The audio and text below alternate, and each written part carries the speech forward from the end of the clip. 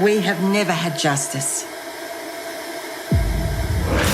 Jeffrey's life was taken from him at the hand of another. The pain in our heart is just incredible.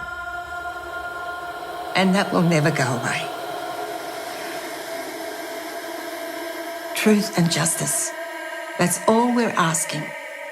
And for whoever did this to pay for their crime.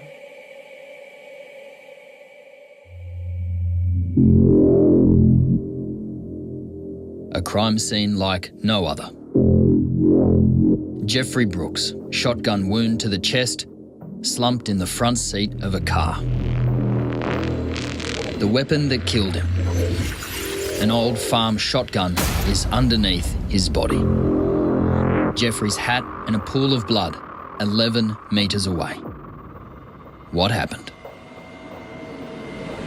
How did police treat this case from the beginning? They treat it as an accident. Within an hour, they said it looked like an accident. It's easy to say that it was an accident, but all the evidence so far suggests it's something else. Jeffrey called you on the day that he died. Yes. Do you remember what he said? He had found something. And then he said, "I got to go. I can hear someone coming." And his words were to me, "Curiosity killed the cat."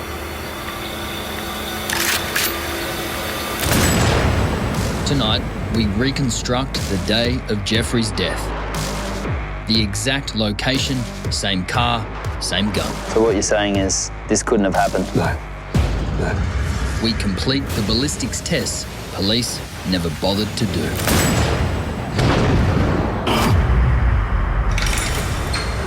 We investigate the disturbing list of missing evidence. At best, gross negligence. It's incomprehensible. And talk to the people who've been pressured to stay quiet for all these years. What was the result of your report?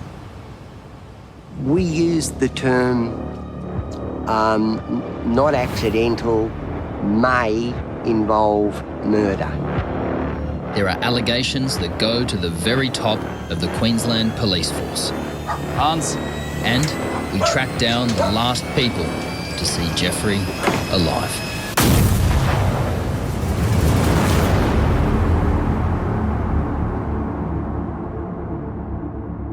As a kid, was Jeff always interested in fishing, marine life? He was as tinny as they come when it come to fishing. He loved it. We went around Australia when he was 5 and he caught his first fish in the Fortescue River. I remember that day. Yeah, pulled it up and he was just over the moon. Jeffrey Brooks was raised in the country, the eldest of 4 kids, hard to miss. Big fella, 6'3". Yeah. Big fella. Yep. Gentle giant though, I hear. Yes. Oh, he was. He used to love to rumble how kids love to rumble their dad. And in the end, we had to stop because he would never give up and the lounge used to get smashed. You know? Young Jeffrey had an eye on the future. He thought aquaculture, which involves the farming of fish or crayfish, would be the way to feed the world's booming population. So Jeff decides to go into marine biology. Yeah. What did you think at the time? I thought it was great because it was his dream, you know, it was his dream. He didn't want a desk job, he wanted hands-on, and that's the job he got. Jeff didn't know it yet, but being employed at this farm would be his first and last job. New business venture, the early days, must have been exciting. It was especially exciting for me because it was something new, something I'd never done before. In 1991, Paul Stewart, Gregory Millam and John Pick were 3 men in their 30s with an ambitious plan to run a crayfish farm in Queensland. Similar to a yabby, crayfish grow quickly and easily. The property at Beenleigh has 41 dams. Fill the dams with car tyres for crayfish to nest in, drain the dams one at a time, harvest and repeat. What was your job? I was the sales manager for the farm, to go and find places to supply. I focused on places like the Sheraton, the Marriott. This is all on the Gold Coast. They put these crayfish on these seafood buffets. The three friends were only investors, so they hired workers to run the farm. A German by the name of Hans Geiger was employed as the manager. His wife, Regine, alongside him. And a farmhand, Graham Lloyd. How was business? How was demand? It grew. It started out slow, but once we got momentum, it was really good. But there was a problem. 41 dams teeming with crayfish, more orders than they can handle. The business should have been a runaway success, but it wasn't. Year after year, for 5 years, it operated at a heavy loss. The owners had to find out why. For that, they hired an expert, a young marine biologist fresh out of university. His name, Jeffrey Brooks. A big, friendly gentleman. Yeah, top bloke. Yeah. Yeah. Yeah. It's weird. Yeah. By now, Jeff was 23 years old. He had his degree in marine biology, and this was his dream job. And to top it off, he got married. One of the things that they had planned, that they were going to start their family that year. Yeah, they were. His Dream future job. looked really rosy. It really did. And he was excited. And when Jeffrey was excited, He was excited. he was excited and everybody else knew. But not everyone was happy for Jeff. The three farm workers, Hans, Regine and Graham, saw him as a threat. A young upstart telling them how to do their jobs. A spy reporting back to the owners of the farm. Tell me about what Jeffrey called the warning shot. He was down working in the ponds one day and a shotgun went off and the pellets hit the water just in front of him. And he looked around and there was Hans standing up behind him with the gun. And Hans said, "Oh, sorry, I was shooting at a bird." And Jeffrey said there was no birds around. And what did Jeffrey take that to mean? He just took it as a warning shot, you know, behave yourself or else. A crucial part of this story is the fact Jeffrey Brooks knew guns. His family has been involved in shooting clubs for generations. They make their own bullets. They pride themselves on gun safety.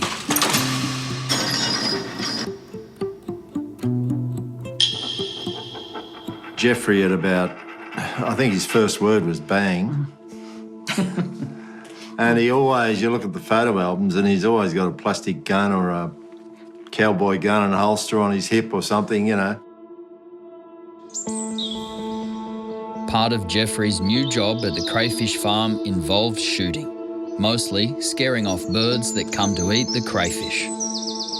Crayfish farm attracts all types of predators, so the manager, Hans, went out and he bought a shotgun. This is the exact same weapon, a single-barreled Harrington and Richardson 1901 brake-load shotgun. It was falling apart, and it was so dangerous that the hammer was known to go off without pulling the trigger. Now, this gun will form an important part of this story, but for now, all you need to know is Jeffrey refused to use it. He said it was just too dangerous. If you see the photos, it had a couple of radiator clips around holding the stock together.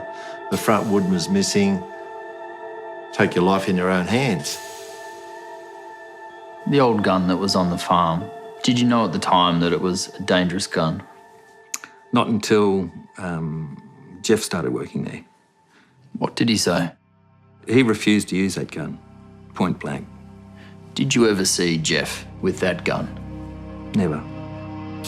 Jeffrey complained so much about the old farm gun, the owners bought him a new one, a 12-gauge pump-action shotgun. There's 2 shotguns on the farm. Where were they kept at night? In the office, in a locked cupboard, Is there any reason why Jeff would have taken the old gun over his brand new 12-gauge shotgun? No way. Jeff used the new shotgun to control the birds. The owners thought they were the reason crayfish numbers were so low, but Jeffrey found there was a much bigger problem. Jeffrey found out that most of the crayfish were going out the back door for cash sales. That's where the thousands of crayfish were going. Some were being eaten by birds and turtles and things, but he'd found out that it wasn't the birds so much, it was all the cash sales. So for 5 years, that farm operated at a loss. And Jeffrey found out that the reason for that loss was... Cash sales of crayfish. Yeah.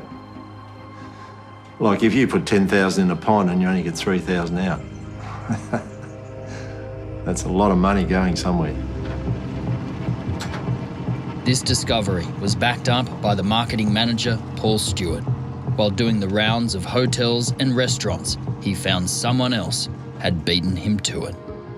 Initially, when I first started, I was cold calling and around the Tweed area and To hotels. yeah. I introduced myself. Good one. Thank you very much. Thank you. He told me he'd already purchased from them before. So they'd been selling to these places prior to me even starting. Suspicions fell on the farm workers, Hans, Regine and Graham. So later on, to be certain, the farm owners hired a private investigator. How long were you in the police force? With my training, 35 and a half years. Quite some time. Warren Smithers was an ex-cop, good at his job. He took a handy cam and followed Regine for several days as she dropped off endless boxes of crayfish at hotels and restaurants. He even saw a receipt. What sort of money are we talking about with these sales? Well, the one document for 1 month, I think the amount was $6,800 for the previous month. And that wouldn't include what the ones that we seen delivered to the different places. $6,800 in 1 month in 1996. Yeah. That's a fair amount of money. Oh, yes. Yeah. Anyone's terms. Jeff finds out these cash sales are most likely ruining the business. He does an interesting thing. He doesn't just tell the owners of the company. He told the workers. I think he thought that by saying this, maybe they might mend their ways. It's a difficult thought to have, but in a way, Jeffrey sealed his own fate. He did. Yeah, He did. we believe so. Cash sales and poor breeding practices had run the stocks too low. It was over. The farm was closing down. Hans, Regine and Graham were sacked. But the workers refused to leave the property. They went to see the owners in a fiery meeting. I remember that meeting. I remember it got heated and Graham demanded his overtime and he slammed his fist down on the desks and stormed out, making a statement that he'd get it whatever way it took. He was going to get his money. Tensions between the workers and Jeff are at boiling point. Jeff has already had one near miss. And now he has a chilling premonition. Bob Martin is a close family friend. He came to my place and he said, "I'm frightened, I'm going to cop a bullet." Jeffrey was very specific about his fears, wasn't he? Yeah, he was. One day he felt that he would wear a bullet and it would be made to look like an accident. So he thought that he would be shot on that farm. Yep. Yeah, he did. Without a doubt.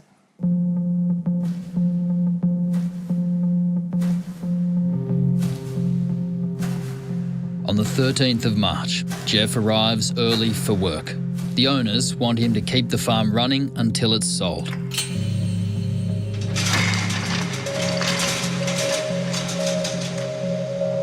Hans and Regine are at the manager's house on the farm. Surprisingly, Graham arrives and joins them at about 9 a.m. According to police statements, Hans, Regine and Graham are standing near the work shed at about 1:30 p.m. They claim to hear 2 gunshots.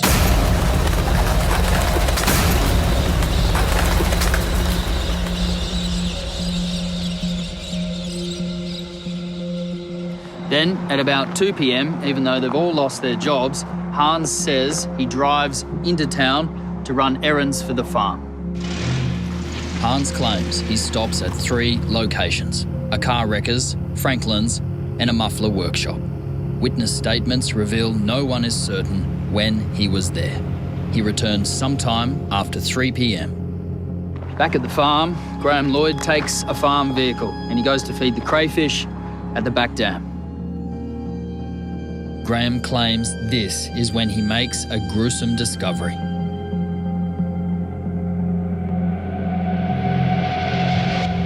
Jeffrey slumped across the front seats of the old work ute. Crime scene photos show the ute rolled part-way down a dam embankment.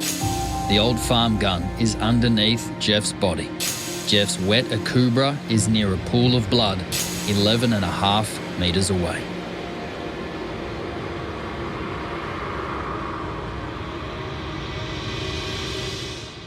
How did you find out what happened? Oh, I can picture it as if it was yesterday. I got the phone call. Jeffrey had been shot. She said he's dead. That's just so much pain still down there that hasn't come out. Did you have suspicions from the beginning? When we found out that he had been shot with a gun he refused to use, we thought, and then knew the history of the farm, we thought, oh no, he's been murdered. They aren't the only ones. When the farm owners are notified, Paul Stewart gets in a car with Greg Millam. They head to the farm. There was an important phone call made from that car to the police. Greg got on the phone and he dialed 000, I think, and explained what had happened while we were going up there, and he said he would like to see this treated as a homicide. Treat this as a homicide. Yes. But police seemingly ignore their plea. In their version of events, Jeff reaches into the ute to grab the shotgun. As he pulls it across the seat, the hammer catches, pulls back and fires. Jeff falls backwards, his hat falling off. Bleeding heavily, he struggles to the ute and slumps across the seats, knocking it out of gear. The car rolling 11 metres backwards. The workers state this must have happened at about 1:30 p.m. when they heard those gunshots.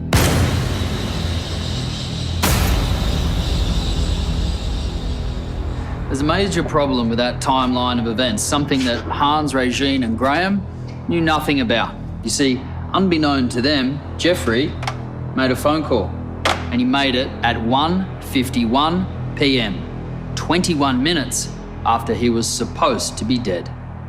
Jeffrey called you on the day that he died. The call lasted for less than a minute. Yes. Do you remember what he said? He went into saying that he had found something. He said, I found a book. So potentially a cash sales book. Could be. And then he said, I got to go. I can hear someone coming. And his words were to me, curiosity killed the cat. Laurie, this looks like a lifetime of work in one room. It is. It's a huge amount of work. Wendy and Laurie Brooks endured the death of their son Jeffrey.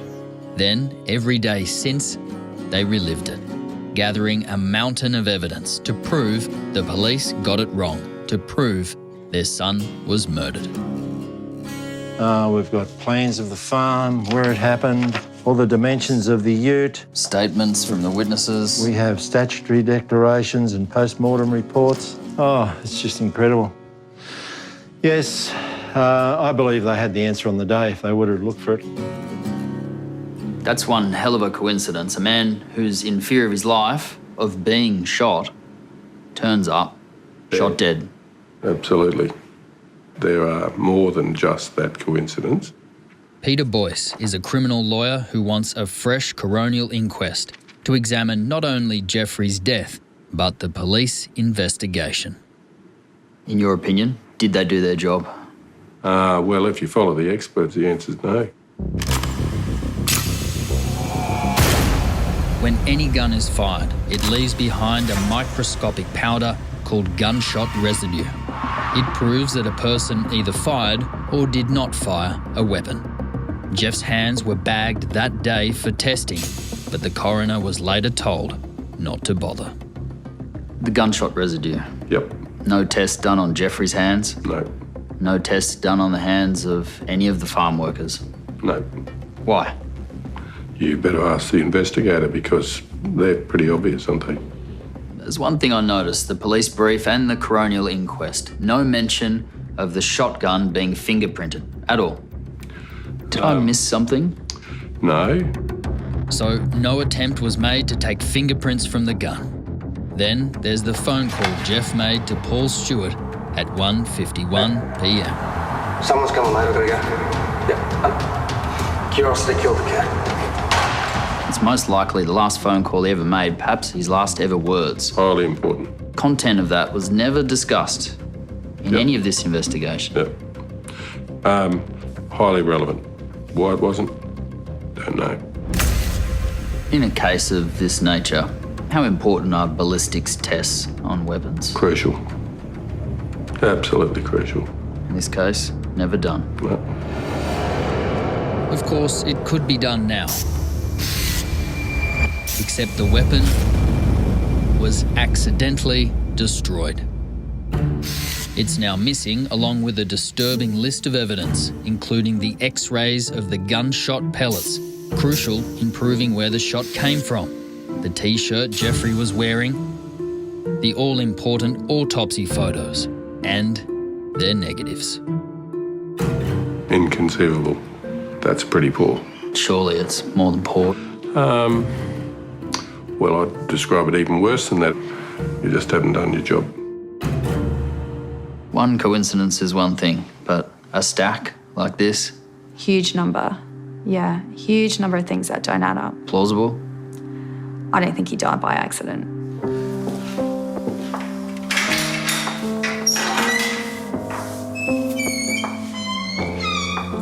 The truth has a strange way of coming out.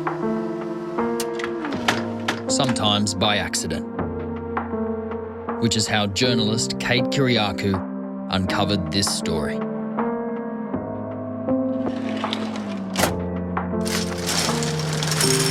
There's been articles, even a podcast for the Courier Mail.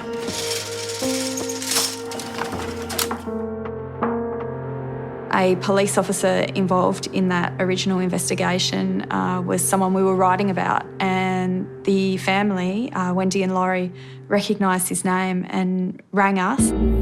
So who was the police officer in charge? Back then, he was Detective Sergeant Michael Condon. Today, he is the Assistant Police Commissioner in Queensland. We just found person after person after person who said to us, I spoke to Jeffrey not long before he died, and he was terrified, he was frightened, he thought he was about to be killed. And none of this really was brought up at the inquest, which we found really, really surprising. Do you believe he has made a mistake with catastrophic results in this case? Yes, I do. The coroner wasn't critical of Condon's investigation. But plenty of other people were. Dennis. G'day, Denham. Thanks for coming. No worries. When was the last time you were here, Dennis? Yeah, it was about 20 years ago. 20 years? Yeah. This is the first time Dennis Walker has returned to this farm. Back then, he was an investigator for WorkCover Queensland. 2 years after Jeffrey's death, he was asked to do a report on this workplace accident. I've never forgotten about this case all these years. It's just been something that's stuck in my craw. Why is that? I think the wrong decision was made in the end. Dennis had access to everything.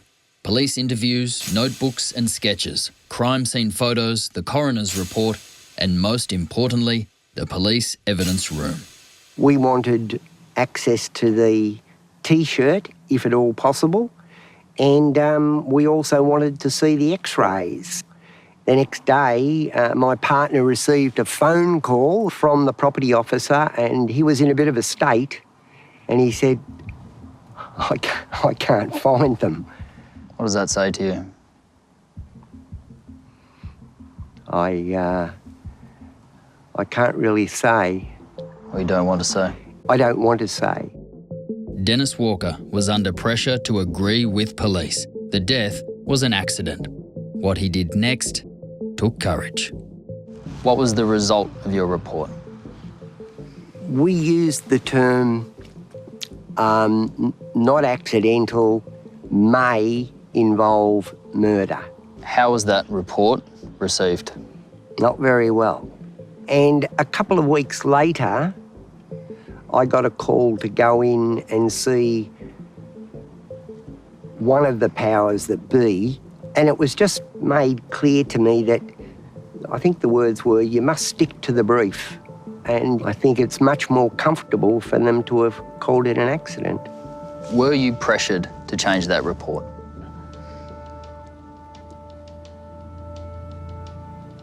I'd rather pass on that. Why? If there's any time to speak the truth about what happened, now is the time. Were you pressured to change that report? Well, indirectly we felt pressure, put it that way. Dennis, was there an injustice that was done here on this property? Yes, I believe so. Was Jeffrey Brooks murdered? In my heart of hearts, I believe so.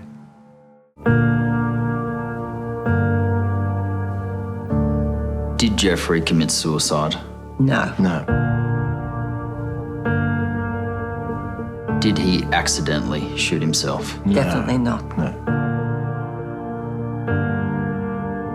Was Jeffrey murdered? Yes. We believe so. Wendy and Laurie Brooks are convinced. So for 22 years, they've been gathering evidence, waiting for their time. Waiting for this case to reopen. The problem with reopening this case is that list of missing evidence. But there is an essential piece of this puzzle that we can recreate. You see, when a shotgun fires a shell, when the pellets leave the end of this barrel, they start to spread. Now, the further distance they travel, the greater the spread, the greater the wound size. And we know that Jeffrey had a wound size of 3 centimetres on that left shoulder. So, by a process of elimination, we can work out exactly how far Jeffrey was from the end of the gun. And with these cameras, we'll see it.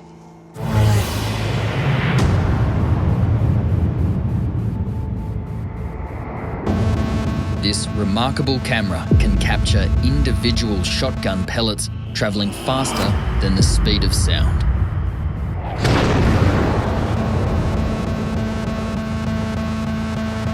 We are using FBI-grade ballistics gel to simulate human tissue, and pigskin, the closest thing to us. Ben Ew is a gunsmith and ballistics expert. He's been doing this for 20 years. So let's work out the closest the gun could be. Let's say he grabbed it about here, he's pulling it towards him, more or less at that distance. That distance there, okay? So we've got, there's the impact site. So yeah, we're looking at 30 centimetres. Okay, let's try that first. This is the same model of gun that killed Jeffrey. the same shotgun cartridge.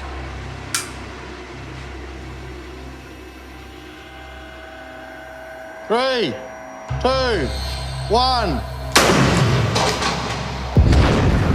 All right, let's have a look. Okay, so It's well under 3 centimetres, isn't it? yeah, I'm calling that less than 2. Yeah. The range is too short. We need to go further back to get about 3 centimetres. At his height, the furthest Jeffrey could have reached is 65 centimetres. Let's have a look.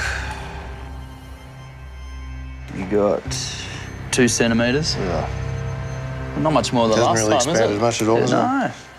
2 centimetres. I think we're calling that a 2. We are, yeah. We need to go further back.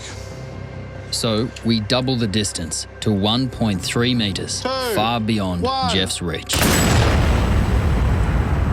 And still, the wound size is too small. Forward touch, back a touch. There. Our next measurement is 1.4 metres. At this distance, the pellets separate further. The temporary wound expansion, called hydrostatic shock, opens the wound long enough for the plastic wad to lodge inside. This is also what happened to Jeffrey. So again here, we're probably 2.7. 2.7, 2.8. Yeah. Close to the right wound size. Yes. And you're at 1.4 metres. Let's have a look at what it Yeah. actually looks like in an arm. I mean, my arm, Yeah. from here to 1.4 metres. 1.4 is here. Yeah. It's almost twice my arm length. Physically impossible for anyone to reach a gun barrel here.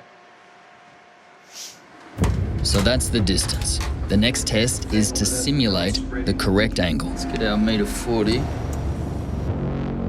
The coroner's report said the wound appears to run downwards. The X-rays reveal the shotgun pellets lodged mainly outside the rib cage. Do you think that angle will give that? I do, yeah, absolutely.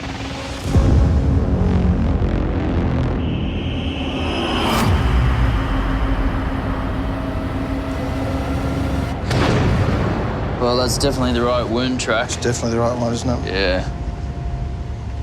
You can see in the side there, you can see the pellets here in the front section of the chest. These pellets here Yes. are all lodged middle to front. So that seems to have given us the right diameter, the right track, the right angle, which means Jeffrey was shot from above. Then you've worked with guns your entire life. Based on what we've done today, can you imagine a scenario where Jeffrey accidentally shot himself? No, I really can't. And the possibility that Jeff was shot by someone else? That's really the only thing that explains the 1.4 metre distance for me. Yeah, for Bob Martin is not only a family friend, but also a retired police officer. He believes this information proves Jeff could not have shot himself. According to the police theory, the shotgun was seized and dragged across and caught on something. So the problem is that we need a trajectory of, That's right. could it have happened this way? No. And Bob has an alternate theory. A theory that explains everything, from the watermarks on his Akubra to the angle and distance of the shot, the position of the gun. Jeffrey going down to the pond to return crayfish to the water. He was confronted by the shooter at the top of the bank. So Jeffrey's down the bottom, Yes, shooter's at the top. yes. Jeffrey turns, see what he's confronted with, and he scrambles when he was shot. And that would have given the location and the direction and the track. And he's fallen. Landing on his back, On his back, yeah, on his back. which gets the grass stains that police found. Yeah, yeah. There was a lot of blood. Then the shooter has got the shotgun and he's thrown it back in the truck and walked off. Jeff's wound is fatal, but the coroner says he would have been alive for several minutes. Enough time to get to the ute. The farm ute had no handbrake, so it rolls backwards 11.4 metres from Jeff's hat. Does the record need to be corrected? It does, and urgently. So, if Jeffrey Brooks was shot, who pulled the trigger and why? According to police, there were only 3 other people on the crayfish farm that day. The farm hand, Graham Lloyd, the manager, Hans Geiger, and his wife, Regine. We set out to find them in the hope they would have some answers.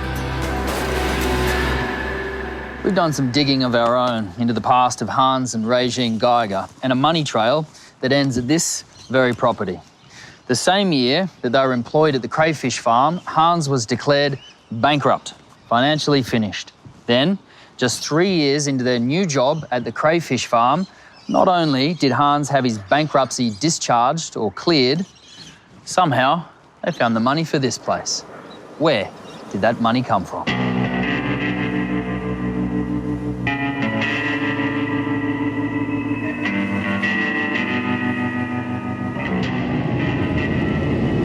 We've been searching for Hans, Regine and Graham now for 2 weeks. We must have crossed Queensland 4 times by now. We've got a lead on 2 of them a little further north, so we're going to give it one more shot. Finally, we found them. This is Regine, now 71 years old, remarried and living in Queensland. This is the farm manager, Hans Geiger, also remarried, also in Queensland, now 74 years of age. Hans? Some fairly serious allegations have been made against you. I want to ask you some questions about it. You don't give up. No. First of all, I wanted to ask you if you were selling crayfish for cash sales from the farm while you were running it. On weekends, with permission from the owners, I suggested to them we can make a little bit money selling door sales. That's it. Did you sell any for yourself at all? No. None? No. The same year you were employed by the farm, you were declared bankrupt. Yet 3 years later, the bankruptcy was discharged and you bought a house. That's a lot of money from somewhere. Yeah. Germany? From Germany? You got the money from Germany? Yeah. So that will be in the record somewhere? Must be. Hans? So you come here, just I come out from visiting somebody, and you want me to know everything, what's happened since when? I'll ask you a simpler question. Was Jeffrey a threat to you? No. Was he a threat to your business? Was he a threat? No, I was welcome him. Hans, Jeffrey told his family he feared for his life because of the threats you were making to him. I don't know. Hans, I'm going to ask you straight out. Did you shoot Jeffrey Brooks? Oh, of course not. I wasn't there. Don't you get it? You weren't there for part of the day, not the whole day. Not when it happened. How do you know when it happened? Because when I came back, Graham's employee told me he's dead. Hans, the tests on that gun, the same gun, show that Jeff couldn't have shot himself. I don't care. But you should care. Why not care? It's a man's life we're talking about. What should I have sorrow for or what? Yeah, he finished his life there. But shall I drag it around and drag it around and drag it around? When I'm not involved, I wasn't there. My wife was in the house. She's not coming down when I'm not there. The only one on the farm was Graham. So he must have seen Jeffrey. Ask him. Was he upset with Jeffrey? Yes. You can bring allegation as much as you like. It's your problem, it's not mine. And now we finish. okay? Try as we might, we couldn't track down Graham Lloyd. But we did go to speak with Regine. Hello? Hello, Regine? Hello, Regine. Are you able to answer some questions? Okay.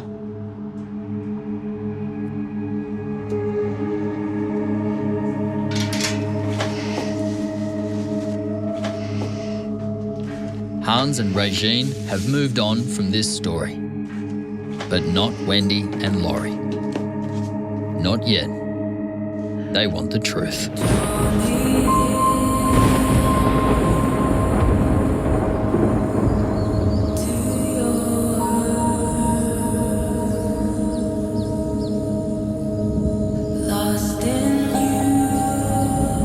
Is Jeffrey watching somewhere all this? I don't know whether he's watching, but I know where he is. Yeah. And we'll see him again. Yeah, that's it. The pain in our heart is just incredible, and that will never go away. Well, we want justice for Jeffrey. Do you believe the time is now? The right storm Yes, the right is coming. The right storm. Storm is coming.